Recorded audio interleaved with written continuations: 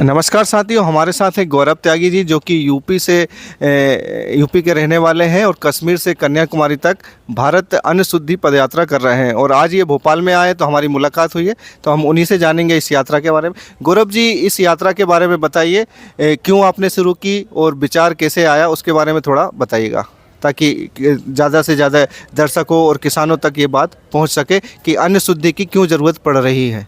देश में बहुत सारी बीमारियां बढ़ रही हैं। हर पांचवा व्यक्ति जो है वो शुगर से पीड़ित है। हर साल 5 लाख नए बच्चे कैंसर पेशेंट की लिस्ट में जुड़ जा रहे हैं और इसका एक ही कारण है अशुद्ध भोजन, और ये कई रूप में उपलब्ध है।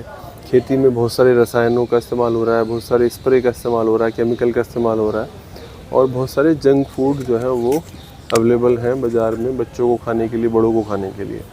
तो अन्न शुद्धि बहुत ज़रूरी है, क्योंकि जैसा हम खाएंगे वैसा हम बनेंगे, हमारा तन होगा वैसा हमारा मन होगा।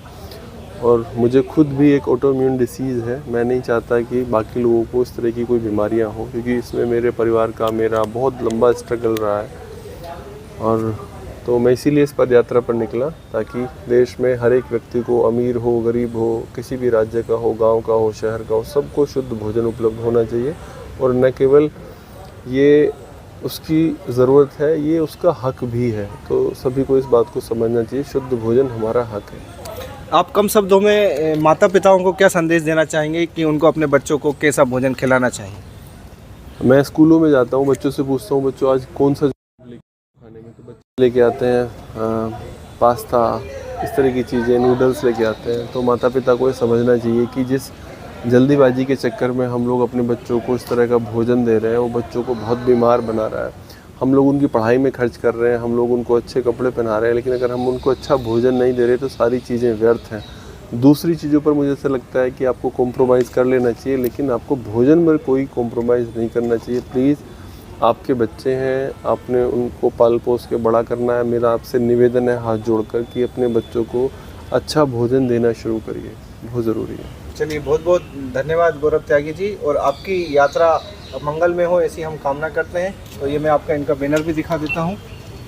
भारत अन्न शुद्धि पदयात्रा कश्मीर टू कन्याकुमारी, श्रीनगर से कन्याकुमारी 4000 किलोमीटर की यात्रा कर रहे हैं। फुट जर्नी है, पैदल चल रहे हैं ये, और इन्हें आप ज्वाइन भी कर सकते हैं और यूट्यूब पर इनका चैनल भी है तो उसको भी देख सकते हैं। और अभी यात्रा भोपाल में है, कल भोपाल से निकलेगी, कहाँ, बैतूल के लिए है ना? बैतूल की तरफ। हाँ, भोपाल से कल शुरू हो जाएगी और एक दिन में ये 25 किलोमीटर चलने का लक्ष्य है, और जितना भी प्राप्त होता है। तो साथियों देखिए, ये वक्त की ज़रूरत भी है, और यदि आपने हमारे चैनल को सब्सक्राइब नहीं किया है तो कर लीजिए,